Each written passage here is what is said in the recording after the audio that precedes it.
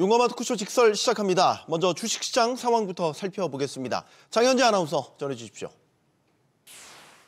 이 시각 시황입니다. 오늘 우리 시장 좋습니다. 한국은행 금융통화위원회에서 기준금리 3%를 유지했습니다. 다만 금리가 시장에 미치는 영향보다는 미국 소비자 물가지수에 대한 안도감이 더 크게 작용하고 있는 모습입니다. 지금 간밤 뉴욕 증시 3대 지수가 일제히 올랐고 우리 시장 역시도 투심이 회복되는 모습인데요. 양시장 1% 넘게 올라갑니다. 현재 코스피가 1.18% 상승하면서 2,526선 지나가고 있고요. 코스닥 1.65% 상승합니다. 723포인트 가리키고 있습니다. 수급 상황 보겠습니다. 오늘 유가증권 수급 상황 굉장히 양호한 모습입니다. 외국인과 기관, 메이저 수급 주체 모두 쌍끌이 매수세를 보여주고 있는데요.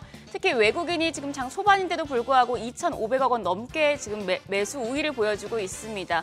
여기에 더불어서 기관 역시도 822억 원 순매수 기록 중입니다. 오늘은 개인만 홀로 3,349억 원 팔자 포지션 취하고 있습니다. 코스닥 매매 동향 함께 보시죠. 코스닥 시장에서도 흐름은 대동소이합니다. 외국인이 871억 원의 매수 우위 보여주는 가운데 기관 역시도 381억 원 사자 포지션 취하고 있습니다. 개인만 홀로 1,214억 원 매도 우위 기록 중입니다. 이어서 코스피 시가총액 상위 종목 확인하시죠. 오늘 코스피 시총 상위 1위부터 5위권 전 종목이 올라갑니다. 일단 반도체 투톱 모두 상승 중입니다. 삼성전자가 1.4%, SK하이닉스가 5% 가까이 급등하고 있는데요. 기술주 상승과 대만 TSMC 실적 기대감이 힘입어 강세 보여주고 있습니다. 보시면 지금 삼성전자보다 SK하이닉스 상승률이 더 높은데 이는 엔비디아가 6거래일 만에 반등한 점을 반영한 것으로 풀이됩니다. SK하이닉스 현재 거래가 20만 8천 원으로 집계되고 있습니다. 그 밖에 LG에너지솔루션이 1%대 강세로 35만 5천 원, 삼성바이오로직스 2% 가까이 올라갑니다. 104만 원대 거래되고 있습니다. 현대차도 0.45% 강세로 거래가 22만 1,500원으로 집계됩니다. 6위부터 10위입니다. 6위부터 10위도 전 종목 강세 보여주고 있습니다. 기아가 0.29% 상승하며 10만 3,600원에 거래되고 있고요. 셀트리온 1.6% 올라갑니다. 18만 3,600원. 삼성전자 우선주 1.25% 강세고 KB금융이 1%대 상승세 보여주면서 지금 9만 900원에 거래되고 있습니다. 더불어서 네이버도 지금 상승 전환됐는데요. 0.24% 오름세로 거래가 20만 7천 원으로 집계됩니다. 코스닥 시장 보겠습니다. 코스닥 시장 시총 상위 종목 역시나 1위부터 5위 전 종목 모두 상승불 켰습니다. 지금 미국 국채금리 하락 전환되면서 금리에 민감한 제약 바이오 대표주들이 일제히 반등하는 모습인데요. 알테오젠이 3.6% 올라갑니다. 31만 4,500원에 거래되고 있습니다. 에코프로빔 어제도 좋았는데 오늘은 더 좋습니다. 5.3% 상승하면서 13만 6,300원. HLB가 1.87% 강세 보여줍니다. 거래가 7만 6,100원이고요. 에코프로가 3.8% 올라갑니다. 6만 5,200원에 거래되고 있습니다. 더불어서 레인보우 로보틱스도 0.62% 오름세 기록 중입니다. 6위부터 10위도 함께 보시죠. 리가켄바이오가 5%대 상승세 시연 중입니다. 현재 거래가 12만 900원으로 집계가 되고 있고요. 지금 6위부터 10위권 중에서는 삼천당 제약이 가장 큰 상승세 보여주고 있습니다. 11.3% 급등하면서 거래가 17만 4,700원입니다. 그 밖에 클래시스가 0.59%, 휴젤이 1% 가까이 올라가고요. 엔캠 역시도 1.8% 상승하면서 15만 2,100원에 거래되고 있습니다. 그럼 시장 특징적인 부분 좀 체크해 보도록 하겠습니다. 오늘 양자암호 관련주가 좋은 흐름 보여주고 있습니다. 양자암호 관련주는 엔비디아 젠슨왕과 또 메타의 마크 저커버그 두 기술계 거물로부터 10년 내에 상용화가 어렵다는 평가를 받으면서 크게 떨어졌었는데요. 하지만 간밤 마이크로소프트가 올해를 양자 기술에 대비하는 해로 선언하면서 기업 교육 프로그램을 공개하자 다시금 주목받고 있습니다. 국내 관련주 중에서는 한국 첨단 소재가 22.2% 상승세 시연 중입니다. 현재 거래가 7,070원이고요. 아이윈플러스가 15% 가까이 급등합니다. 1,527원대에 거래되고 있습니다. 그 밖에 ICGK 역시도 15.2% 상승하면서 거래가는 1,060원입니다. 다음으로 전력설비 관련주 체크하시죠. 역시나 강세 기록 중인데요. 전력 수요 증가에 LA 산불까지 겹치면서 관련주가 들썩이고 있습니다. 조 바이든 미국 대통령이 인공지능 AI 데이터 센터 건설을 가속화하고 이에 따라 급증하는 전력난을 해결하기 위한 행정명령에 서명했다는 소식에 영향을 받고 있습니다. 더불어 미국 로스앤젤레스에서 대규모 산불이 계속되면서 재건 관련주로도 부각되는 모습인데요. 관련주 내에서는 재룡전기가 10.6% 급등하면서 57,400원에 거래되고 있고요. 대한전선도 4% 넘게 올라갑니다. 거래가 13,890원. LS가 7.65% 강세 보여줍니다. 현재 11만 1,200원에 거래되고 있습니다. 오늘 환율 보겠습니다. 환율 6원 20전 내린 1,455원에 출발했는데요. 지금 9시 35분 기준으로는 1,455원대 흐름 유지하고 있었고 금리 발표 이후에 환율 조금 더 내렸습니다. 1,452원대에서 거래되고 있습니다. 지수 한번 다시 체크하시죠. 일단 코스피, 코스닥 양시장 모두 1%대 상승세 유지 중인데요. 코스피 현재 2,520선에서 좀 웃돌고 있습니다. 1.19% 상승하며 2,526선입니다. 지금 상승세 안정적으로 유지할지 지켜보셔야겠습니다. 지금까지 시장 상황 전해드렸습니다.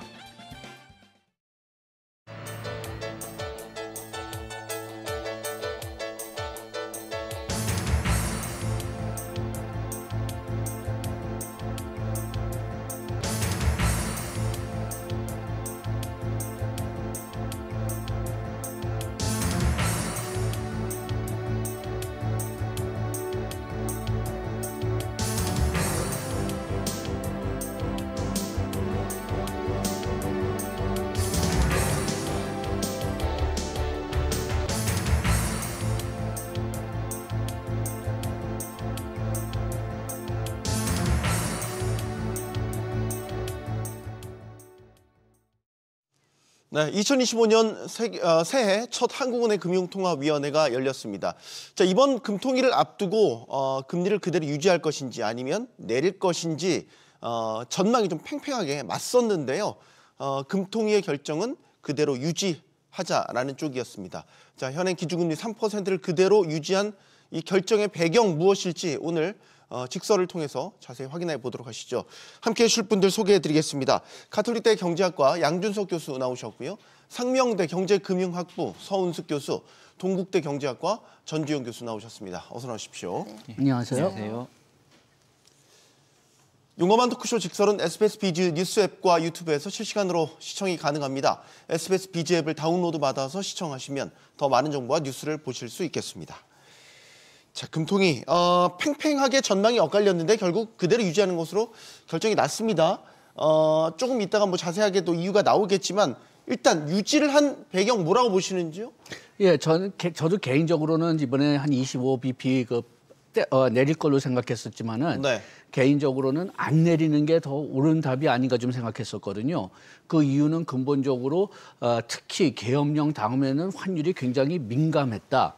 그다음에 두 번째로는 지금 트럼프 정책이 아직 확실하지 않지만은 그렇지만은 선거운동 때 약속했던 정책들 대부분이 들어가면은 미국의 인플레이션이 올라갈 것이고 거기에 따라서 연준이 금리를 생각보다는 덜 내릴 거다. 그러면은 작년 환율 변화를 보면은 계엄령 전에 1월서부터 12월 초까지만 해도 100원이 절하됐습니다. 네. 그다음에 또 그 계엄령 다음에는 60에서 80원이 절하됐어요. 그리고 그 연준이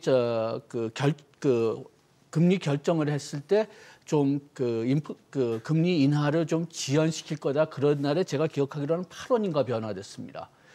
그렇기 때문에 지금 이렇게 금리를 내리는 것은 너무 좀 환율을 불안정하게 만들 수가 있다. 그래서 뭐 바람직한 정책은 지금 금리는 그대로 두되 경기가 확실히 좀 뭔가 필요하니까 그것은 추경으로 해야 되는 게 아니냐, 좀 그런 생각을 한 것 같습니다. 결국 고환율에 대한 부담이 여전히 있고 그다음에 곧 출범하게 될 트럼프 행정부 2기에 대한 뭐 여러 불확실성 이런 것들을 감안한 결정으로 보인다. 정 교수님. 예. 네. 저도 말씀하신 대로 유지할 이유도 또 인하할 이유도 모두 나름대로 타당한 논리를 갖고 있습니다. 다만 이제 이 금리 결정 이전에 이미 계엄 이후에 그 RP 메인만 한 달 동안 뭐 47조를 쏟아부었다라는 얘기도 나오고 있고요. 네. 그 얘기 자체로 뭐 거의 양적 완화에 준하는 조치였고 게다가 이제 그 최상목 대행도 그 예산 75%를 상반기 조기 집행하겠다라는 건 이 사실은 통화와 재정 모두 완화적인 기조로 간다는 걸 어떻게 시그널을 준 셈인데 네. 여기서 그 금리를 인하했을 때에 그 겪게 될 환율에 대한 부담, 또 그로 인한 물가에 대한 부담을 대해서, 그러니까 인하에 대해서 뭐 부담을 느끼지 않았을까, 개인적으로는 뭐 그런 시각을 갖고 있고, 저 개인적으로는 역시 양 교수님과 마찬가지로 그런 결정에 저도 이제 지지를 하는 쪽입니다. 그러면 물가 부담이라는 건 지금 상황에서 맞지 않는 거 아니에요? 지금 최근 물가 지표가 우리 같은 경우는 1%대이긴 한데. 예. 근데 1%라는 게 결국 이제 그 아마 내수의 침체와 물려서 온 그 낮은 물가로 생각하고, 그럼 그 상황에서 환율의 부담을 가진 게, 그러면은 그 물론 시차가 있겠지만은 어떻게 될 것이냐라는 것은 그 완화적인 정책을 기조로 해서 내수를 회복하려는 그 재정과 보통 그 이런 시도에 오히려 걸림돌이 될 수도 있지 네. 않나, 이런 판단을 할 수도 있을 것 같습니다. 서은숙 교수님은 이번 금통위 금리 유지 결정 동감하십니까? 네, 그 한국은행이 굉장히 그 고민을 많이 한 것 같아 보이는데요. 네. 사실 어떻게 보면은 이제 사실 우리나라하고 미국하고 금리 그 차이가 사실 1.5% 정도 나오고 0.5% 나오고 있었잖아요. 네. 이제 미국의 소비자 물가가 어떻게 될 것인지, 어제 이제 발표된 소비자 물가 어떻게 될 것인지에 대해서 한국은행이 첫 번째 이제 굉장히 많이 고려했을 것 같아요. 그러니까 이제 소비자 물가가 생각보다 높게 나오면은 인플레이션 때문에 미국이 금리를 동결하거나, 그러니까 다시 말하면 인하의 속도를 낮출 수밖에 없는 상황인데, 우리가 거기서 금리를 인하하게 되면은 미국의 금리하고 굉장히 격차가 클 수밖에 없거든요. 네. 이제 거기에 가장 큰 그 변수 중에 하나가 미국 국채 금리예요. 네. 지금 미국의 국채 금리가 굉장히 급격하게 오르고 있는 상황이란 말이에요. 이 말은 뭐냐면은 미국의 국채 금리가 보여주는 시그널은 앞으로 이제 물가가 올라서 이 금리가 상승할, 기준금리를 상승시킬 여력이 충분하다라고 사람들의 시장의 심리는 얘기를 하고 있는 거거든요. 네. 이제 그러다 보니까 그 상황에서 이제 그 금리를 그러니까 인플레이션이 생겨서 금리를 올리게 되면은 어떻게 보면 또 달러 강세는 계속 지속될 거고, 또 트럼프가 정부가 시작을 하면서 달러 강세는 우리가 전부 다 예측하고 있는 상태이기 때문에 거기에서 금리를 인하시켜서 원화를 약세를 갖고 가게 되면은 원달러 환율의 상승이 더 커지고 우리 원화 약세가 더 강해지는 거잖아요. 네. 그러니까 거기에서 이제 가장 큰 고민이 아마 지금 그 내수 부진에 대한 고민을 많이 했을 거예요. 근데 내수 부진에 우리가 잘 생각을 해보면은 금리 내수 부분은 이제 소비하고 금리 부분인데, 사실 지금 소비 판매액은 굉장히 좋지 않거든요. 네. 근데 이제 이런 부분들이 우리가 정치적인 불확실성, 그다음에 이제 트럼프 정부로 인한 불확실성 때문에 굉장히 영향을 많이 받을 수도 있고, 그다음에 투자도 금리의 변수이긴 하지만 사실은 굉장히 장기적인 효과가 나타나고, 특히 이제 투자 부분은 어떻게 보면 불확실성이 훨씬 더 크게 지금 작용을 하고 있는 상황이었단 말이에요. 네. 그러니까 그런 부분들하고 두 개를 비교를 했을 때 어느 정도 정치적인 불확실성이 좀 걷어지고 나면은 그다음에 그 금리 부분은 다시 보겠다라고 했을 가능성이 굉장히 클 것으로 보여요. 그래서 네. 여러 가지 두 개의 그 장단점이 다 있는데, 봤을 때 지금 특히 이제 소비 같은 경우에는 좀 단기적으로 효과가 나타나야 되거든요. 우리가 한국은행의 통화 정책은 어떻게 보면은 효과 자체는 좀 장기적으로 나타날 가능성이 굉장히 커요. 그러니까 기준금리가 주는 시그널은 앞으로 우리가 이렇게 할 거야라고, 장기적으로 이렇게 방향을 잡고 있어라고 하는 시그널이 굉장히 크거든요. 네. 그러니까 어떻게 보면은 좀 포워드 가이던스의 그 방향이 굉장히 큰 거죠. 근데 재정 정책 단기적으로 소비를 진작시키고 지금 부진을 좀 침체해서 벗어나기 위해서 할 수 있는 방법은 통화 정책보다 재정 정책이 훨씬 더 좋은데, 방금 정 교수님이 얘기하신 것처럼 기재부에서 지금 재정 신속 집행 굉장히 본격적으로 크게 하겠다라고 얘기를 했기 때문에 이 부분에 영향받는 부분도 같이 있어서 아마 소비 부진은 재정 정책 쪽에 좀 더 크게 영향을 주고, 소비와 투자 부분은 불확실성이 좀 제거되고 난 다음에 한국은행이 금리를 어떻게 적용할 것인지 보고 있고, 오히려 지금은 원달러 환율을 좀 안정시키면서, 왜냐하면 원달러 환율 올라가면 다 아시겠지만 소비자 물가지수 올라갈 수밖에 없거든요. 장기적으로 수입 물가 지수가 올라가기 때문에. 네. 그래서 그런 부분을 좀 장기적으로 같이 고려한 게 아닌가라는 생각을 하고 있습니다. 지난 연말부터 특히 이제 계엄 사태가 발발한 이후부터 한국은행의 기조라든지 혹은 이창용 총재의 발언들을 통해서 잡힌 분위기는 그래도 인하 쪽에 좀 분위기를 두는 이 뉘앙스의 발언들이 계속 나왔단 말이죠. 그러니까 환율 부담 다 알겠는데 그래도 지금은 경기 방어가 더 중요해. 이런 식이었어요. 그래서 환율을 내린다고 얘기는 했지만 언제 내린다는 말은 뭐 별로 안 했습니다. 금년에 좀 내릴 기조로 갈 거라고 얘기해서 1년 내내 얘기했지 이번 1월에 떨어뜨린다는 얘기는 안 했고요. 물론 시점에 대해서는 네, 언급을 안 했죠. 그다음에 어떤 면에서는 그것보다 더 중요한 것은 지금 내리면은 지금 얘기했던 이런 악영향들이 다 나올 수가 있다. 그리고 지금 그 금리를 내리려면은 지금 우리가 얘기했던 환율 문제 때문에 아마 신호를 먼저 주는 게 훨씬 더 좋은 전략이었을 겁니다. 그런데 신호가 거의 안 나왔어요. 오늘 아침까지만 해도 내릴까 안 내릴까 이게 완전히 수수께끼였거든요. 그러니까 좀 그 내릴 기조는 처음서부터 뭐 논란이 많을지 모르겠지만은 오늘 와서야 좀 확정할 가능성이 클 것 같습니다. 네. 사실 지난 주에 그 미국 고용이 비농업 부문 고용이 생각보다 고용 숫자가 많다는 게 확인되면서 이제 증시에도 전반적으로 다 악재로 작용을 했고 그때 국채금리가 확 치솟았잖아요. 그리고 이제 우리 밤사이에 나왔던 CPI를 보면 이것마저 만약에 좀 뜨겁게 나온다라고 하면 정말 연준이 올해 금리 인하에 대한 횟수를 대폭 줄이겠구나. 뭐 이런 식의 이제 시나리오를 그리고 우리가 금통위 결과를 봤단 말이죠. 근데 미국 CPI가 생각보다 그렇게 뜨겁지 않게 나왔어요. 그러면 좀 한국은행 입장에선 짐을 좀 덜고 그 다음에 금리 결정을 할 수 있었던 거 아닌가 이런 생각도 해보게 되는데.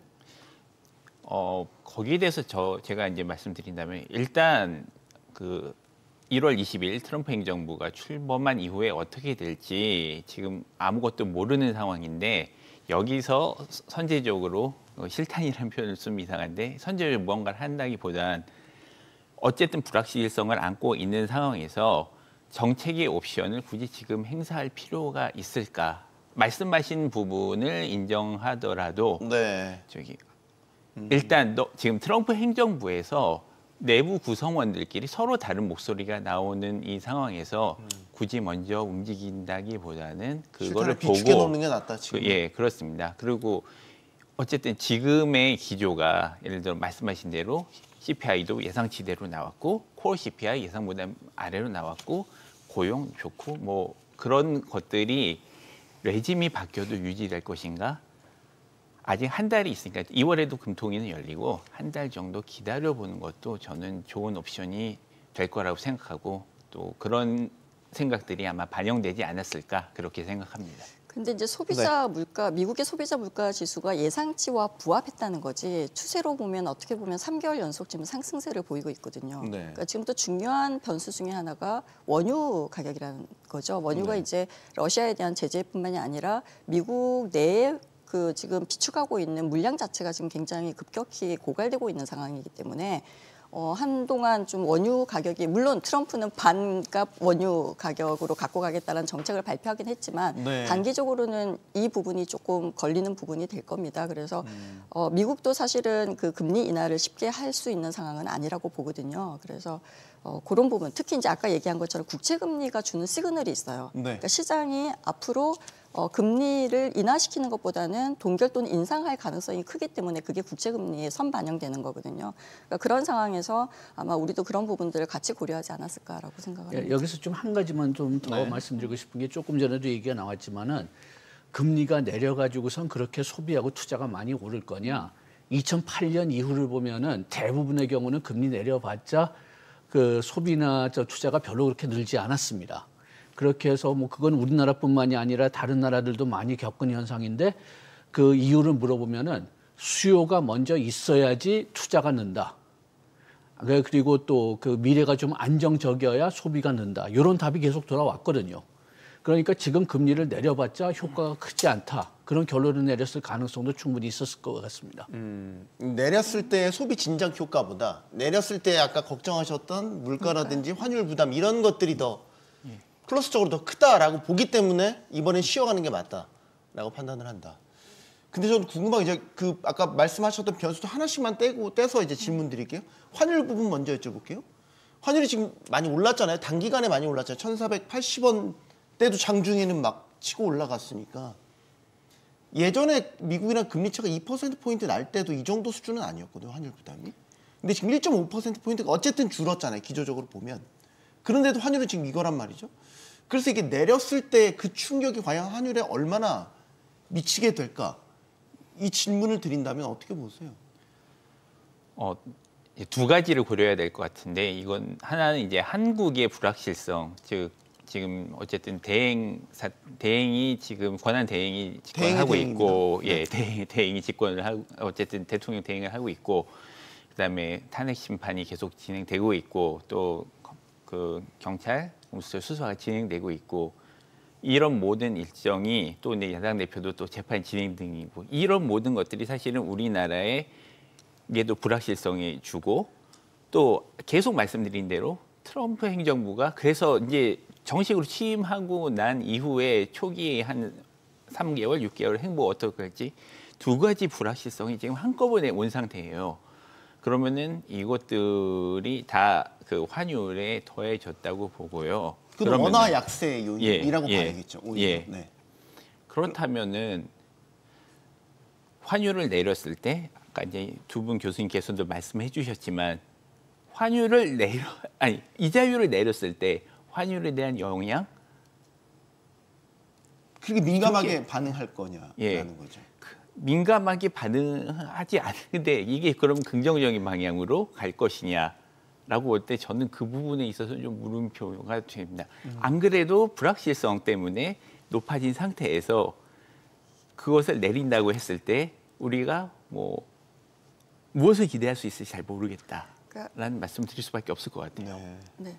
그러니까 지금 이제 이 상황에서 만약에 금리를 내렸다라고 우리가 그 기준금리를 내렸다라고 했을 때 생각해 볼 수 있는 거는 지금 이제 환율의 변동성이 굉장히 커진 거, 굉장히 많이 늘어나는 거는 물론 이제 펀더멘탈 이슈도 있어요. 외국인들이 투자를 다 그 주식시장에서 팔고 나가면서 그 시장의 그 환율 원달러 환율이 올라간 부분도 있지만 그 다음에 나타난 현상들은 좀 불확실성 때문에 나타나는 부분이 있잖아요. 이게 불확실성은 어떤 영향을 주냐면은 투기적 환수요를 유출을 해요. 그러니까 다시 말하면 그걸로 인해서 앞으로 그 환율이 더 올라갈 거다라고 생각을 한다면은 지금 이제 달러를 살 수요가 굉장히 많아지겠죠. 그러면은 그 시그널이 주면서 그 투기적 수요가 늘어나는 가능성이 크거든요. 근데 사실 어떻게 보면은 금리를 만약에 기준금리를 내렸으면은 아마 그 투기적 수요 때문에 원달러 환율을 좀 안정시키기가 힘들었을 거예요. 물론 국민연금이 환회지로 해서 물량이 나오기는 하겠지만 그거와 더불어서 아마 그걸 다 살려고 하는 투기적 수요가 늘어날 거다. 그래서 안정화시키기가 굉장히 어려운 부분이 있으니 그래서 동결을 시켰을 때 이제 시그널을 주는 것은 이게 원달러 환율을 잡으려고 하는구나. 이게 어느 정도 안정이 될 가능성이 있다라고 생각을 한다면은 그리고 어제 또 여러 가지의 그 불확실성은 존재하지만 한 가지의 또 불확실성, 위험은 또 하나가 시장에서 조금 줄어들었잖아요. 그러다 보니까 이게 좀 안정화될 가능성이 크다라고 하면 투기적 수요를 좀 잡을 수가 있죠. 그러니까 그러한 측면이 있기 때문에 사실은 기준금리를 내리는 것보다는 동결한 선택을 한 게 원달러 환율을 잡는 차원에서는 나쁜 선택이 아니었다라고 생각이 듭니다. 또 제가 저 펀더멘털에 대해서 한 가지만 좀 언급하고 싶은데 우리가 금리 역전을 굉장히 오랫동안 유지하고 있었습니다. 지금 아마 역사적으로 제일 오래된 금리 역전 기간이었을 거예요. 그런데 우리가 저 과거의 금리 역전에는 그럭저럭 잘 버텼거든요. 그런데 왜 버텼느냐 보면은 대부분 경우는 그 국제 경제가 좀 침체된 상태에서 우리가 금리 역전을 들어갔기 때문에 여기에 이 분야 전문적으로 연구하신 분들 얘기 들어보면은 이게 어떤 면에서 보면은 우리나라에서 돈이 나가야 되는데 다른 나라 갈 데가 없다. 그렇기 때문에 우리나라의 그 외국인 투자가 남으면서 또 국내 투자가 밖으로 나가지 않으면서 그 금리 역전을 어느 정도 유지시킬 수가 있었는데 금년 초서부터는 우리나라의 기업 수익성이나 그런 문제들이 있어가지고선 빠져나가기 시작했거든요. 그러니까 어떤 면에서 본다면은 경제가 정상화되는 거죠. 우리가 금리 역전하면은 그 자본이 빠져나가는 게 어떤 면에서는 당연한 답이니까. 그래서 이것을 지금 와서 정치적인 상황 때문에 굉장히 환율이 민감한 데에서 이걸 악화시키는 게 답이냐. 여기서 의문을 올릴 수가 있죠. 지금 환율 수준은 우리 경제 펀더멘털 측면에서 보면 부담스러운 수준인 건 맞죠. 네, 부담스러운 수준. 상당히 부담스러운. 네. 좋지 않죠. 그러니까 예를 들어서 기업들이 느끼는 그 값을 치르내려 수출 기업들이 느끼는 부담이라든지, 그러니까 원자재 같은 걸 들여올 때 말이죠. 최근에 한국은행이 환율이 이제 물가에 본격적으로 영향을 미치기 시작했다라는 이야기들을 참 많이 했거든요. 그럼 올해부터는 작년 말부터 단기간에 많이 올랐던 환율 부담이 올해 물가에 순차적으로 전가된다 이렇게 볼 수 있는 거예요? 저는 그렇게 보고 이제 거기서 다만 이제 좀 그러니까 콜 CPI라고 부르는 부분과 일반적인 CPI 혹은 장마분위 물가의 또 괴리가 또 커지는 부분도 좀 이제 생각해봐야 될 것 같습니다. 네. 특히 그 좀 체감 물가 지금 아까 이제 서 교수님이 원유가도 얘기하셨는데 그런 부분에 있어서 콜 CPI가 아닌 CPI를 통해서 장마분위 물가 쪽에 조금 더 영향이 올해는 본격적으로 드러나지 않을까 여러 가지 요인들이 겹쳐서 그런 좀 우려를 갖고 있습니다. 네. 예, 요것도 네. 이번에 그 우리나라뿐만이 아니라 전 세계에서 한 가지 그냥 그 느낀 것은 그렇게 해서 우리가 그 경제학 분석을 할 때 조금 좀 잘못 분석하지 않았나 좀 그런 생각 드는 게 우리가 뭐 그 음식물이 식량이나 에너지에 대해서는 그 변동률이 심하고 우리나라 밖에서 원인이 되니까 근원 인플레이션이 중요하지 헤드라인 인플레이션은 그 정책상에서는 그렇게 중요하지 않다 그런 생각을 가지고 있었는데 이번에 특히 뭐 유럽 선거나 미국 선거를 본다면은 오히려 사람들은 이 그 식량 물가, 에너지 물가를 보고선 물가 상승, 인플레이션을 인식하는 거예요. 그러면 그게 기대 인플레이션에 굉장히 영향을 줄 수가 있거든요. 그렇게 되니까 이제서부터는 이 헤드라인 인플레이션에 훨씬 더 신경을 많이 써야 된다는 그런 답이 나온 것 같습니다. 이번에 네. 바이든이 선거에서 진 경제 차원에서는 결정적인 이유가 인플레이션이 너무 높아졌다고 얘기하는데 이게 거의 다 뭐 에너지하고 식량이거든요. 그렇게 되니까 좀 그런 면에서는 이제서부터는 그 헤드라인 인플레이션, 특히 식량하고 에너지 인플레이션을 굉장히 좀 비중을 높이겠다고 그런 판단하는 게 맞은 답일 것 같습니다. 그 제가 그 전 교수님께 하나 더 질문 드리고 싶은 건 초반에 이제 왜 그 유지 결정의 배경으로서 지난달에 사실 채권 시장을 안정시키기 위해서 이제 한국은행이 화매 조건부 채권을 적극적으로 매입을 하면서 꽤 많은 돈을 시중에 풀었다. 이게 양적 완화 조치로 보는 거고 시중에 돈이 많이 풀렸다라고 지금 보고 있는 거고 추가적으로 지금 추경 이야기 나오고 있단 말이에요. 재정 정책에 대한 강력한. 그러면 이런 상황에서 금리를 또 내리는 거는 하는 입장에서는 상당히 물가를 자극할 여지가 있어서 부담이 된다. 그래서 한 번 쉬어가는 거를 택했을 것 같다라는 논리였죠. 조금 더 자세히 설명을 해주신다면. 그럼 추경 효과까지 겹치면은 지금 금리를 내렸을 때에 더 물가를 자극할 여지가 있다라고 보는 그런 논리로 생각할 수 있는 거죠. 일단 그게 실제로 말씀하신 뭐 그 헤드라인이든 코어든 그 지수에 영향을 줄까에 대해서는 저도 모르겠습니다. 근데 제가 우려하는 거는 그렇게 됐을 때 기대 인플레이션 심리를 자극할 가능성은 충분히 있다고 보거든요. 그러면은 실제 효과는 모르겠는데 굳이 기대 인플레이션 심리를 자극해서 얻는 게 무엇일까? 근데 우리가 읽는 것은 좀 효과는 없고 기대 인플레이션 심리를 자극하려면은 그러고 불확실성도 우리 여전히 가지고 있고 우리는 2월에 금통위를 한 달 혹은 6주 후에 한 번 더 할 수 있는데 짧은 기간에 반영할 수 있는 시간이 있는데 굳이 지금 인하라는 것을 택했을 때 얻는 게 무엇일까? 저는 거기에 대해서 이제 의문을 갖고 그런 의미에서 이번에 동결을 택하고 한번 어떻게 하는지 보는 게 나쁘지 않은 선택이라고 계속 말씀을 드리는 겁니다. 세 분께 제가 반박 질문을 드리자면 지난해에 한국은행이 기준금리 인하를 이제 시작하고 나서 2차례 연속 인하했잖아요. 생각보다 경기 진작 효과가 없었다는 게 대체적인 평가라는 말입니다. 그런 가운데 이제 추경 계속 부정적이었다가 이제 기류가 지금 바뀌면서 아마 올해 1분기 빠르면 추경 이야기가 나오고 있죠. 그러면 경기라는 차원에서 보면 지금 재정이 이제 더 크게 집행이 될 거고 그럼 이런 상태에서 금리 인하를 해서 오히려 시너지를 내는 게 경기 진작 차원에서는 더 좋은 선택이 아닌가요? 우선순위를 따져본다면 지금은 경기에 무게를 두고 그렇게 재정과 통화정책의 조화를 이루는 게 더 낫지 않을까. 연속된 금리 인하가 더 낫지 않았을까라는 단순한 생각일 수도 있지만 세 분 의견 듣고 싶습니다. 제가 먼저 말씀드릴까요? 네. 예. 아까 또 말씀드릴 것 같은데 같은 도돌이 피업 답이 될 수도 있지만 예. 지금 이제 금리를 내린다고 했을 때 그 효과가 언제 반영되냐는 말씀하신 대로 뭐 당장은 아닐 수도 있습니다. 근데 이제 지표상에 찍히는 건 당장이 아닌데 제가 또 말씀드린 건 기대 인플레이션 심리라는 거예요. 그거는 분명히 자극이 오고 네. 이제 재정 통화 완화된 상태에서 기대 인플레이션 심리까지 오르면은 일반적으로 이제 금리 인하 효과가 물가에 실제로 반영된 효과보다 조금 더 빨리 사람들이 거기에 대해서 반응을 하기 시작할 거라고요. 물론 네. 단기에는 나쁘지 않을 수 있어요. 근데 우리가 뭐 이거 2개월 그다음에 선거와 뭐 이런 것도 여러 가지 불확실성을 아는 상태에서 같은 정책을 지금 하는 것과 기다려서 어느 정도 불확실성이 가라앉은 다음에 같은 네. 정책을 시행하는 것과 그 효과가 어느 쪽이 같은 종류의 재정 혹은 그 통화 정책을 수행했을 때 효과가 어느 쪽이 좋을 것이냐라는 것을 했을 때 저는 여전히 후자 쪽이다 네. 이렇게 말씀을 드리고 싶습니다. 알겠습니다. 네. 이게 이제 한국은행이 사실은 그 통화정책 기준금리를 결정할 때 우리가 이제 한국은행의 역할을 한번 이제 봐야 되는데요. 한국은행이 이게 주요하게 무엇을 할 것인가를 이제 봐야 되는데 한국은행의 목표가 있잖아요. 한국은행의 목표는 일단 물가 안정이 제 1조 1항에 나오는 가장 중요한 목표이고 맞습니다. 두 번째가 이제 금융 안정이에요.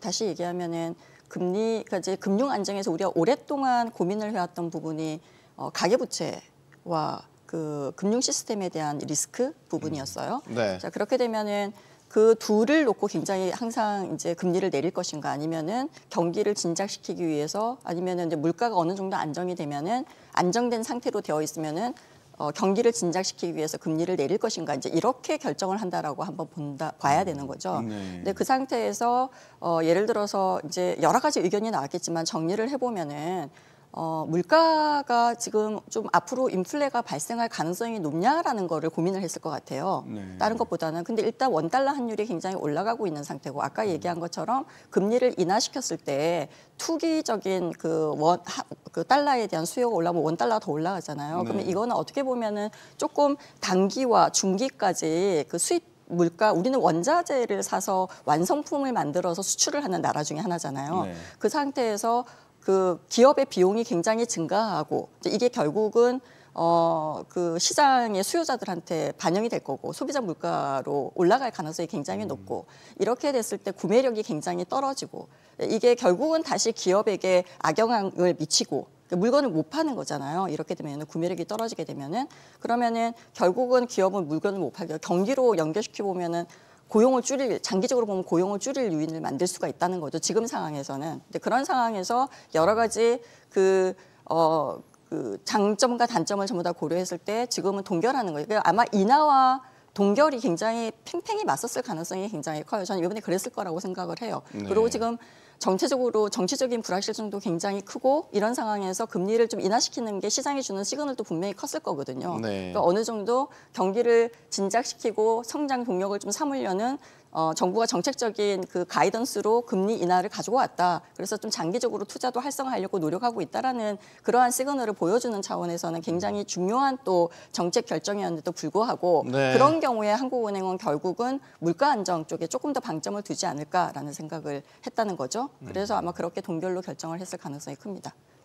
네. 양 교수님. 예, 뭐 지금 저 두 분하고 다 거의 다 동의하고요. 그 다음에 또 한번 생각해야 될 것은 지금 뭐 아까 얘기했지만은 2008년서부터 그냥 금리만 내리면은 뭐 그냥 소비나 그 투자에는 별 영향이 없었어요. 그렇기 때문에 지금 아까 시너지 효과를 노린다고 했지만은 시너지 효과를 노리려면은 먼저 정부가 돈을 쏘고 그 다음에 금리를 내리는 게 더 좋은 전략이 될 수도 있다고 봅니다. 네. 특히 우리나라는 뭐 한 달에 한 번씩 뭐 3월은 빠지지만은 그래도 2월에 다시 한번 또 통화회의가 있으니까요. 그때 다시 한번 할 수가 있고 그리고 또 따져보면은 지금 가장 그 금리 인하보다도 저 효과가 더 큰 것은 정치적 그 혼란을 줄이는 거예요. 정치적 혼란을 줄이는 게 가장 뭐 금리 인하 효과보다 더 큰 효과인데 지금 뭐 금리 인하시켜가지고선 뭐 경기를 활성화시킨다 뭐 그렇게 얘기하면은 오히려 좀 정치인들이 덜 무서워하지 않을까.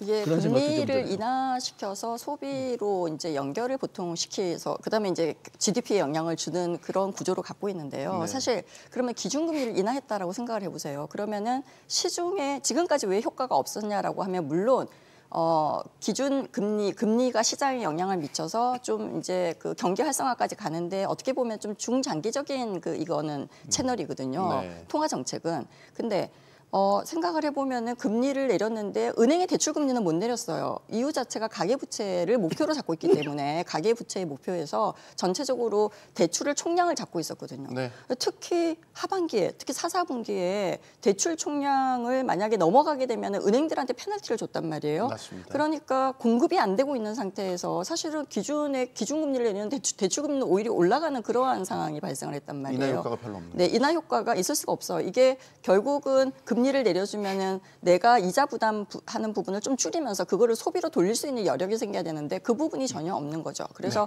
저는 사실 너무 이게 이제 금리 인하를 하는 거가 시장에 또 다른 영향을 우리가 금리 인하가 중요한 도구 중에 하나잖아요. 목표가 있으면은. 네. 근데 그 도구가 안 먹혔을 때는 좀 시장을 다시 한번 검토를 해볼 필요가 있어요. 여기는 다 막아놓고 기준금리만 인하한다고 해서 가상금리 때문에 대출금리가 전혀 인하하지 않아서 소비로 연결되는 여력이 굉장히 없고 투자는 대외 여건 때문에 여러 가지 불확실성 때문에 투자자들이 떠나고 있는 상황에서 이게 그렇게 크게 영향을 안 주면 전체적으로 도구 자체를 좀 방향을 네. 바꿔야 되는 상황이 생기는 거죠. 이제 그런 차원에서 좀 경기 활성화 정책에 대한 관점을 좀 볼 필요가 있다라는 생각이 들어요. 그래서 지금 연초가 되니까 기준금리를 내려서 그러면은 금리가 내려간 거냐라고 생각하시는데 그게 아니고 또 기준 총량 자체가 다시 리셋이 됐단 말이에요. 네. 은행들은 지금부터 좀 대출을 빨리 해야 되기 때문에 나중에 또 총량에 걸려서 못할 수 있기 때문에 네. 빨리 막 대출을 하려고 하니까 또 금리는 떨어지는데 그게 사실 어떻게 보면 기준금리랑 전혀 영향이 없는데 또 시장에서는 이렇게 생각할 수도 있어요. 아, 기준금리 내렸더니 이제 금리가 떨어지네? 이렇게 생각하지 않도록 이게 결국은 효과가 없을 수가 있거든요. 그래서 미리 가계대출을 우리가 통제하는 목표 자체가 금융 시스템 위험을 방지하기 위해서 목표를 달성하기 위해서 목표에 너무 몰입해가지고 중간에 그 목표를 달성하기 위해서 해야 되는 행위, 그 행위 자체가 너무 엉망이 돼버린 상황이 돼버린 네. 거죠. 그래서 효과가 나타나지 않는 거일 수도 있으니 그 부분에 대한 것도 다시 한번 정부가 정책적으로 검토를 해서 경기를 어떻게 우리가 잘 살 것인지에 대한 고민들을 지금 해야 되는 굉장히 중요한 시점이잖아요. 네. 그러니까 이게 효과가 있냐 없나를 따질 때 그냥 경제학적으로 보면은 이게 어떤 몇 타임 피리어드를 지나야지 효과가 있다 없다 그런 것보다는 어떤 게 다시 한번 문제인지를 좀 미시적으로 봐야 될 필요가 있다. 저는 네. 그렇게 좀 생각을 합니다. 정 교수님. 예, 자꾸 이제 불확실성을 또 말씀드리는데 네. 실제로 이제 지수를 보면은 12월 한 달 동안 소비자 심리 지수가 한 달 만에 12.3포인트가 떨어진 걸로 나왔습니다. 이게 최근 5년, 6년 사이 이렇게 빨리 떨어진 적이 없었고요. 그 반면에 또 이런 연구도 있습니다. 이제 2007년에 당시 삼성경제연구소에서 나온 건데 신정부에 대한 기대감이 실제로 소비 지출 상승으로 이어진다는 연구도 있습니다. 네. 그 얘기는 정치적 불확실성 혹은 기대감이 경제, 특히 우리가 왜 금리를 내린다 만다 얘기를 해요. 결국은 내수를 어떻게 진작시킬 거냐 이것 때문에 얘기를 하는 거잖아요. 그러면은 이러한 요인들에 대한 고려가 어떤 영향이 어떻게 보면은 지금 말씀하신 대로 금리를 0.5bp 인하하냐 마냐보다 내수에 더 영향을 줄 수도 있지 않느냐. 그렇다면은 더더욱 이런 부분이 있어서는 한 달 정도는 충분히 기다려볼 가치가 있다. 이 말씀을 다시 드리겠습니다. 한 발짝 좀 뒤로 물러나서 왜 금리 인하를 계속했는데 왜 시장에 먹혀들지 않지 이런 부분들을 좀 재점검하고 우리 아무리 좋은 약 먹어도 몸의 신진대사가 원활하지 않으면 맞습니다. 소용없잖아요. 네. 소위 변으로만 나온다고 하지 않습니까? 그런 부분들을 좀 고려한 한 차례 쉬어가는 타이밍. 네, 저 괜히 변 얘기를 해서 죄송합니다. 자, 올해 성장률 전망치들이 속속 나오고 있습니다. 하는 전망치도 있지만 정부에서도 올해 성장률에 대한 전망치를 제시했고 해외 IB 투자기관들도 속속 제시하고 있는데 별로 좋지 않습니다. 다 잠재 성장률을 밑도는 성장률을 제시하고 있습니다. 어떻게 보십니까? 아니 잠재 성장률보다 낮은 거는 어떤 면에서는 당연하죠. 지금 잠재 성장률이 2024년에는 2.0% 정도로 지금 거의 다 잡고 있었고 한국은행은 이번에 저 한 1.8%로 잡았다는 얘기까지 들었거든요. 네. 그런데 거기에다가 트럼프 리스크 있다, 우리나라 정치적 리스크 있다 하면은 1.8%보다 낮아지는 게 그게 어떤 면에서는 당연하고 그렇게 본다면은 지금 어떤 면에서는 지금 우리가 저 장기적, 중기적, 단기적 문제를 지금 다 가지고 있는 거예요. 단기적 문제는 정치적 혼란, 중기적 문제는 트럼프 리스크. 거기서 트럼프 리스크에서 나오는 게 인플레이션하고 그다음에 우리나라 수출.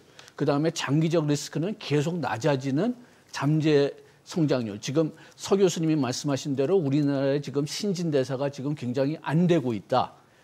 그런 면들이 지금 다 겹쳐 있으니까 여기 한 문제만 해결하면은 뭐 약간의 효과가 있을 수 있지만은 근본적으로 이걸 뚫고 나올 수가 없거든요. 그렇기 때문에 글쎄요, 뭐 지금 그 정부는 어떤 면에서는 좀 그래도 그 낙관적인 긍정적인 그런 그 인상을 주려는 그런 그 의무가 좀 있기 때문에 네. 그렇기 때문에 좀 비교적 높은 1.8%, 1.9%를 얘기할 수 있는 의무가 좀 있지만은 그렇지만은 좀 실질적으로 얘기한다면은 뭐 1.5 또는 그 이하까지도 갈 가능성을 열어놔야 된다고 봅니다. 1.8, 1.9도 약간 목표 의식이 담겨 있는 높게 잡은 수치다라고 보시는군요. 네. JP모건은 1.3까지 네, 낮춰 잡았더라고요. 우리가 이제 1.8%로 좀 낮춰서 잡았잖아요, 작년에. 근데 네. 그때는 이 지금 탄핵 정부, 다시 말하면은 비상계엄 사태를 배제하고 잡은 거죠. 네. 그러니까 당연히 한 1.5%, 1.3%까지 떨어질 가능성이 굉장히 크다라고 생각을 하고 있어요. 네. 그래서 보시면 이게 우리가 이제 경제 성장률에 대해서 어떻게 하면 우리가 경제 성장률을 높이지? 우리나라 전체가 먹을 수 있는 피자의 크기를 어떻게 늘리지라는 얘기를 할 때 경제학 원론, 그러니까 1학년 학생들한테 가르칠 때 나오는 가장 중요한 요인 중에 하나가 뭐냐면은 네. 정치적 불안정성을 해소하는 거예요. 네. 외국인 투자자들을 많이 하고 할 때 가장 중요한 것 중에 하나거든요. 근데 이제 지금 그게 굉장히 불안정한 상황에서 투자나 이런 것들이 될 가능성이 굉장히 좀 낮다. 이걸 하루라도 빨리 좀 제거해 주는 게 사실 정책적으로 해야 되는 다른 거시경제 변수를 도구를 이용해서 하는 것보다는 그게 훨씬 더 중요하다는 생각이 들어요. 왜냐하면은 지금 소매 판매액 지수가 있어요. 네. 그러니까 이제 소매 판매액 지수가 이제 얼마 전에 그 기사에 나오신 걸 보셔서 알겠지만 내구재, 비내구재, 그다음에 준내구재까지 세 개가 동시에 떨어진 게 1995년 그 통계 편람을 시작하고 난 다음에 최초예요. 그리고 이렇게 큰 폭으로 떨어진 게 2003년 카드채 이후로 지금 처음이고요. 네. 굉장히 안 좋은 거죠. 소비가 이렇게 소비 판매액 지수가 안 좋고 소비자들이 앞으로 경기를 예측하는 심리 지수도 굉장히 낮아요. 안 좋을 거라고 전부 다 예측을 하는 거죠. 그거는 순간적으로 바뀔 수 있다라고 사람들이 생각을 할 수도 있지만 그렇지가 않습니다. 이게 왜냐면은 이렇게 되는 이유 중에 하나가 이미 이제 기업의 수익성이 굉장히 악화되기 시작하고 이 네. 수익성이 악화된 거는 우리가 구조적으로 오랫동안 진행이 되어 온 거잖아요. 사실 중국의 경기 부진하고 같이 온 거잖아요. 지금 상황에. 그 와중에 네. 지금 정치적인 불안정성이 생긴 문제고 이게 결국은 어떤 문제로 생기냐면요. 고용 실업률을 높입니다. 네. 그러니까 실업률을 높인다는 것은 결국은 젊은 세대들도 마찬가지고 지금 왜냐면은 그 고령층의 5, 60대의 대출, 그 자영업 대출이 있잖아요. 자영업 네. 대출의 연체율이 굉장히 높아졌어요. 다시 얘기하면은 고령자들이 대출을 받는 거는 소득 절벽 때문에 본인들이 이제 먹고 살기 위해서 자영업을 하는 거거든요. 근데 여기에 대한 수치도 굉장히 안 좋은 상태라서 결국은 이 장기적으로 소비가 갑자기 활성화될 어떤 여지가 생기냐라고 물어본다면 안 그럴 가능성이 굉장히 크고 이거는 결국은 기업에게 굉장히 투자를 오히려 왜냐하면 팔 물건이 없는데 위축될 수밖에 없는 상황이잖아요. 네. 그러니까 위축이 되면은 우리가 아무리 이자율을 내려가지고 투자를 활성화시키려고 해도 안 되는 거죠. 그러니까 구조적인 부분을 굉장히 봐야 되는데 이미 아까 본 것처럼 경제 성장률 부분에서 성장률 자체는 아마 지금 불확실성이 어느 정도 간다라고 생각을 한 1분기, 2분기까지 더 간다라고 본다면은 네. 1.5%, 3%까지 떨어질 가능성은 굉장히 높다라고 봐야 되겠죠. 네. 그러면은 정 교수님, 하늘이나 정부 전망치나 앞으로 수정치 제시할 때 지금 제시한 1.9, 1.8보다 더 낮출 가능성도 열어놔야겠네요. 저도 그렇게 생각합니다. 네. 뭐 다른 조건들이 유사하더라도 일단 그 신인도 면에서 받은 충격은 그렇게 쉽게 뭐 몇 달 만에 회복될 성질의 것은 아니고 그 얘기는 이제 그 대외 거래에 있어서 금융 비용을 증가시키는 효과가 일단 있을 것이고요. 네. 그다음에 아까 말씀드린 대로 이제 불확실성으로 인한 그 심적인 위축, 그걸로 인한 이제 내수 축소 이런 것들이 뭐 그거는 이제 조금 더 빨리 회복이 될 수 있겠지만 어쨌든 그러한 것들이 뭐 영향을 미친다면은 뭐 1점대 중반이라고는 뭐 예측들이 나오는 것이 그렇게 큰 무리는 아니라고 생각합니다. 근데 뭐 그렇다고 해서 뭐 저는 막 1% 못한 이런 식의 생각을 하는 건 아닙니다. 네. 하지만은 뭐 영향은 불가피하다. 단기적으로는 그러고 그건 뭐 우리가 치러야 할 숙제다. 그래서 뭐 그걸 굳이 끌어올리기 위해서 너무 무리하지 않는 것은 않는 것이 좋을 것 같다. 이런 의견도 함께 드립니다. 근데 이제 또 잘못 생각하면 그러면 금리는 중요한 정책 수단이 아니니까 인하할 필요가 없냐라고 또 사람들이 생각할 수 있는데 그건 아니고요. 네. 금리를 인하시키면서 주는 시그널은 굉장히 큽니다. 그러니까 중장기적으로 투자를 활성화하고 그다음에 소비를 활성화하겠다라는 정책적인 의지를 보여주는 거기 때문에 네. 그 부분에 대해서 이제 좀 우리가 이 상황이 지표들이 더 안 좋아지면은 중앙은행이 금리를 인하를 해야 될 겁니다. 그래서 금리 인하가 전혀 효과가 없으니까 금리를 인하시키지 않아도 된다 이런 거는 전혀 아니고요. 네. 그 부분은 조금 오해가 없도록 이렇게 좀 알겠습니다. 알겠으면 좀 좋겠습니다. 교과서적인 시나리오를 좀 말씀드리면은 우리가 진짜 필요한 것은 장기적인 측면으로 보면은 여러 가지 개혁을 해야 되거든요. 뭐 규제 개혁이든지 노동 개혁이든지 그런 개혁을 해야 되는데 다 스톱됐잖아요. 예, 다 스톱되는 것도 있지만은 우리가 지금 한 20년 동안 그걸 밀어놨어요. 왜냐하면은 장기적으로는 우리가 필요한 과제지만 단기적으로는 경제에 해를 끼칠 수밖에 없으니까요. 그 대신 우리가 이제 요거를 메꾸기 위해서 이제 재정을 늘리든지 아니면 금리를 내리든지 그런 수단을 썼는데 그 약발이 지금 줄어드는 거죠, 계속. 장기적인 문제의 비중이 더 커지니까. 그런데 교과서적으로 본다면은 이런 개혁을 할 때 이런 개혁의 악영향을 좀 줄이기 위해서 금리를 내리고 재정을 좀 늘리면서 그 개혁의 초기 단계에서 나오는 그런 좀 부작용을 완화시켜 주는 게 그게 교과서적인 답이죠. 그런데 그걸 안 했으니까 그걸 안 하고선 비효율성이 계속 늘어나고 있고 그게 우리나라의 뭐 총요소 생산성이나 뭐 투자 감소에서 나타나는데 그런데 그거를 그 근본적인 문제를 해결하지 못하니까 그러면 더 많은 돈, 더 많은 금리 인하를 던져야 되죠.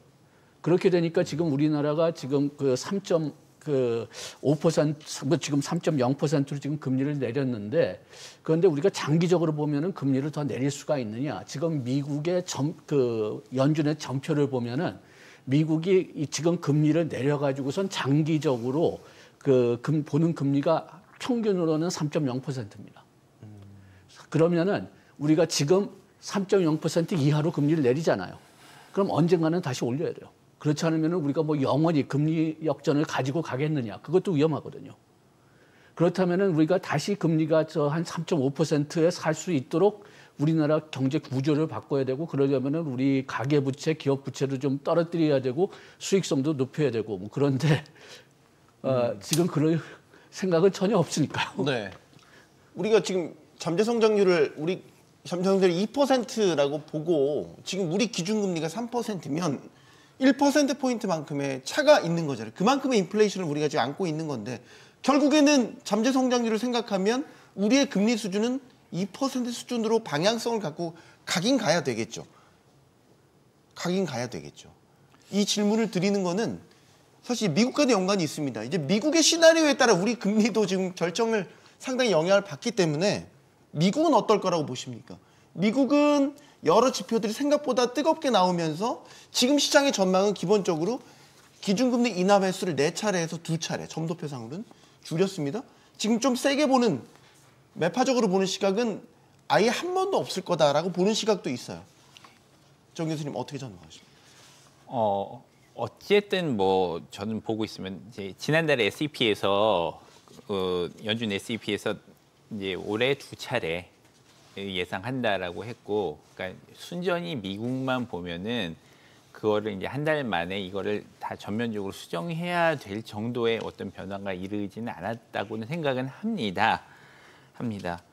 근데 이제 다만 이제 그거보다 더 많은 금리 인하는 없을 것 같다라는 쪽은 뭐 거의 확신에 가깝게 들고 그거보다 적은 금리 인하는 가능할 것 같다라는 정도, 그 정도 일단 말씀드릴 수 있을 것 같고, 그렇지만 여전히 그 작년에 점도표상에서 얘기한 이 두 차례 50bp 정도는 뭐 별 그 없다면 유지되지 않을까라는 생각은 갖고 있습니다. 그 한 달 사이에 변화가 없고요. 다만 이제 그런 부분이 있습니다. 그럼 장기적으로 어떻게 될 거냐? 이제 크루그만이 얼마 전에 이제 자기 글을 썼는데 뭐냐면은 현 시점에서 실업률하고 PCE 같은 지표는 이거보다 좋을 방법이 없다. 이 서로 이제 상관관계가 네. 있는데 그러면은 일종의 골디락스 상태에 있다. 그럼 트럼프가 이거보다 잘할 방법이 있을까? 지금 딱 생각이- 경제가 너무 뜨겁지도 너무 차갑지도 딱 않은데 골디락스 상태처럼 이제 얘기를 하는데, 물론 뭐 실업률과 PC가 경제의 모든 걸 얘기해 주진 않지만은 그렇다면은 적어도 그러한 거시 지표상으로 이거보다 더 좋은 상태를 찍어낼 수 있을까? 그 부분에 대해서는 저는 뭐 약간은 회의적이고, 그렇다면은 뭐 올해는 모르겠지만 뭐 장기적으로는 뭐 더 내려갈 가능성들을 아주 배제할 수는 없을 것 같긴 합니다. 근데 다만 그건 인플레이션의 문제가 아니라 미국 경제 그 자체의 어떤 그 활력이라는 그런 관점에서 말씀을 네. 드린 겁니다. 결국 미국이 기준금리 인하 최종점을 어디로 두고 올해 운용을 어떻게 하느냐에 따라서 한국은행 운신의 폭도 결정이 되니까 제가 자꾸 이 질문을 드리게 되는 겁니다. 네. 그렇죠. 그러니까 미국이 어떻게 정책을 쓰냐에 따라 가지고 할 것 같은데요. 만약에 두 한국은행- 차례만 올해 내린다면 네. 우리도 두 차례 이상하기 힘든 거 아니에요? 그냥 단순하게 그렇죠. 보면. 단순히 그렇잖아요. 그렇죠. 그런데 이제 미국이 지금 전체적인 기조를 보면은 금리 인하를 조절하겠다라고 이미 시사를 했고, 올해 내로 어떻게 보면은 시장에서는 이렇게도 예측하고 있는 것 같아요. 금리 인하를 거의 안 할 수도 있을 것 같다. 오히려 인상하는 상황이 발생할 수도 있을 것 같다. 뭐 이런 얘기가 있는데, 사실 우리가 일반적으로 어느 정도의 금리가 적정하냐라고 물어본다면 경제 성장률 정도가 굉장히 적정한 그 금리 수준이죠. 네. 어떻게 보면은. 근데 이제 우리 아까 좀 한 가지 우리가 이제 얘기를 하나 더 추가적으로 이제 못했던 것 중에 하나가 뭐냐면은 한번 얘기를 해봐야 될 거가, 지금 정부가 추경을 한다고 하잖아요. 이제 지금 적극적으로 하려고 지금 준비를 하고 있는데, 추경을 어떻게 할 거냐라고 하면 결국은 국채를 발행해야 된단 말이에요. 네. 그렇죠. 그래서 국채 이게 이제 시장에서 이게 이제 현실화할 때 본인들이 하겠다라고 하는 예산이나 이런 것들을 봤을 때 약 한 240조 원에 달하는 국채를 지금 발행을 해야 된단 말이에요. 그렇게 되면 시장의 금리가 올라갈 가능성이 크겠죠. 그러면은 금리를 하는 이번에 금리를 인하시켰다 하더라도 그 부분에서 금리 인상이 돼버리면은 상쇄돼 버리기 때문에 네. 이때 가장 많이 쓰는 방법 중에 하나가 한국은행이 정부가 발행한 국채를 사주는 겁니다. 그렇게 되면 금리 인하하지 않고도 돈이 나가는 거죠. 시중에 돈이 풀리는 거죠. 네. 그래서 아마 그 방법 때문에 아마 금리 인하 부분에 좀 고려를 할 때 그것도 고려하지 않았을까라는 생각이 들거든요. 그래서 그런 식으로 우리는 결국은 시장 금리나 이런 부분들을 같이 한국은행이 여러 가지 정책에 메스다 도구들이 있으니까 네. 그런 부분들을 같이 고려해서 조정하지 않을까. 결국은 미국하고 우리나라 금리하고의 격차가 커지면 결국은 돈이 밖으로 빠져나갑니다. 네. 근데 그거는 결국은 원달러 환율에 영향을 줄 수밖에 없거든요. 그래서 그런 부분들은 반드시 이제 고려를 할 수밖에 없는 부분이기 때문에 네. 미국의 경제 그러니까 기조가 어떻게 되고 있는지는 우리가 정책을 이미 발표한 걸 알고 있기 때문에 지금 뭐 미국이 무역 수지를 어떻게 개선할 것이고 그다음에 관세를 어떻게 높일 것이고 이게 이제 차근차근 진행이 될 거잖아요. 네. 이제 거기에 대한 준비들을 우리가 좀 정책적으로 해야 될 필요가 있을 때다 지금은. 거기에 맞춰서 금리도 어떻게 갖고 갈 것인지도, 그러니까 시장의 기준금리를 어떻게 갖고 갈 것인지도 같이 고민을 해봐야 되는 시점이다라고 얘기를 드리고 싶어요.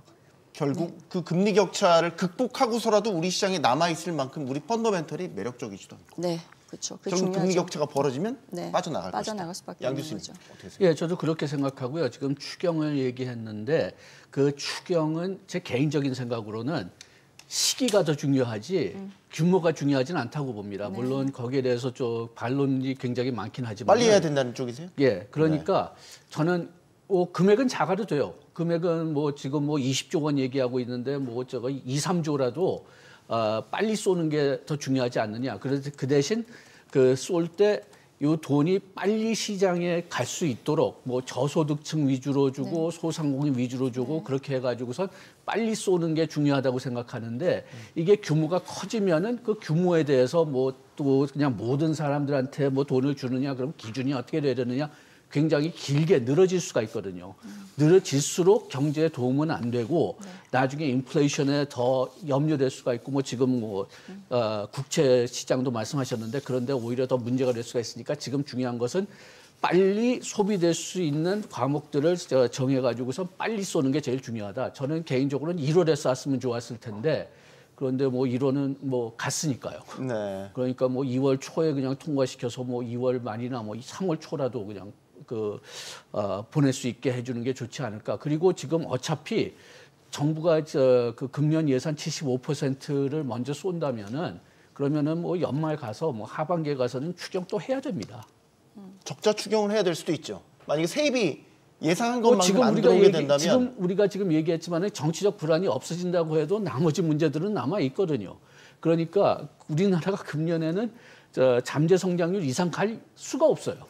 이게 이제 재정 정책과 통화 정책을 얘기할 때 항상 우리가 얘기하는 건데 재정 정책은 결정하는 데 시간이 오래 걸리고 효과는 빠르고 그렇죠. 통화 정책은 결정하는 데는 짧지만 효과는 굉장히 좀 타임 피리어드가 레그가 좀 있다가 나타나고 무디지만 큰 칼이고 뭐 이런 식으로 비유를 하지 않습니까? 맞습니다. 네. 그러면 서 교수님도 할 거면 추경할 거면 지금은 필요하죠. 지금 빨리 저 완전히 그 교수님 의견에 동의를 하는데 할 거면은 사실은 빨리 좀 해주는 게 좋죠. 효과가. 그러니까 이제 근데 그거를 결정하는데 시간이 너무 많이 걸리는 거죠. 지금 이제 정치적인 상황이나 이런 것들을 봤을 때 사실 결정하는데 쉽지 않을 것 같아요. 그렇죠. 볼 때는 지금 사실 컨트롤 타워가 뭐 많이 부재한 상황에서 지금 추경 논의를 또 중지를 모으려면 여러 정치적 이벤트가 그럼에도 불구하고 우리나라 정치인들 그냥 뭐 지도자들이 좀 역할을 제대로 한다면은 그러면은 양쪽이 다 동의하는 부분들이 있을 겁니다. 양쪽이 다 동의하는 부분이 있을 거니까 그거라도 먼저 빨리 때리고 나머지는 나중에 가서 논의하면 돼요. 경제 살리는 데 좀 집중하자라는 얘기를 드리고 싶죠. 네. 자, 이런 가운데 사실 우리한테 계속 부담이 되는 건 달러의 움직임인데 마지막 질문 짧게만 드려요. 강달러 원화 약세 말고요. 달러 강세가 지금이 정점이라고 보세요? 이 달러 인덱스가 109, 110까지도 치고 나왔거든요. 110은 상당히 상징적인 포인트들이라고요. 1973년 이후 네 번째 110이 거의 없었다는 얘기인데 이렇게 지금 달러 강세가 셉니다. 달러 강세 계속 유지될 것 같아요. 네, 저는 그렇게 왜요? 생각을 하고 있고. 왜냐하면은 트럼프 정부의 정책 기조 자체가 달러 강세 가치를 높이는 거에 목적을 두고 있고 이제 그렇게 되면은 대외 거래 부분에서 그러면 니네 손해 아니냐라고 얘기를 할 수도 있지만 미국은 지금 전략적 자산으로 비트코인을 가상 자산을 전략적 자산으로 포함을 시키겠다라고 하고 있어요.